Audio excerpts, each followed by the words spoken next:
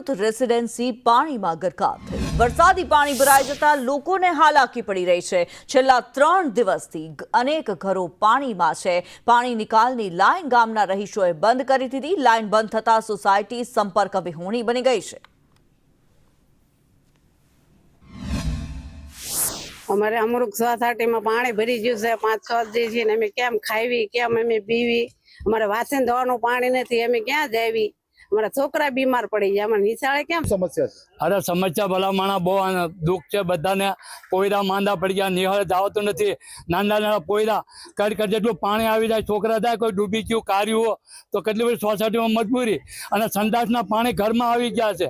અમે આ વખતે 4 મહિનાથી બધાને ઓલો કરીએ છીએ, બેન ને ઓલાને બધા કે ભાઈ આનું પાણી નથી, મેં રસ્તો કાઢો। હા કરીને કોઈ કાઢતું નથી અને અમારે તકલીફ આવે છે, બધા બીમાર પડ્યા। આમાં કોનોરો ફરી જાય તો અત્યારે અમારા કમર સરખું પાણી હતું અને ઘરોમાં પણ પાણી ઘૂસી ગયા હતા અને અત્યારે અમારા પીવાનું પાણી પણ જે દાળ છે તો દાળમાં પણ આ બધું ગટરનું પાણી અંદર આવી ગયું છે, તો અત્યારે પીવા લાયક પણ પાણી નથી।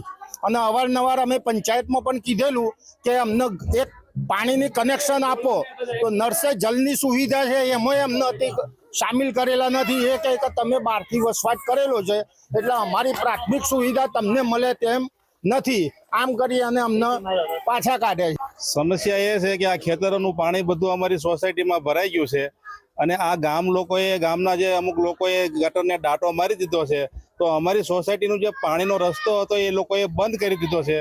અમારે એ પાણી રિટર્ન આવીને અમારા ગટરના ઢાંકણા નુકસાન તો બહુ થયું છે। ગાયું ભેંસોને પાણી નથી મળતું, અમને નથી મળતું, ક્યાં ભરવા જઈએ? પાણી વગરના છે આ છોકરાઓ બીમાર। દરેક વખતે ગટરનું બધું પાણી મિક્સ થઈ અને સોસાયટીમાં બધું ભરાઈ જાય છે।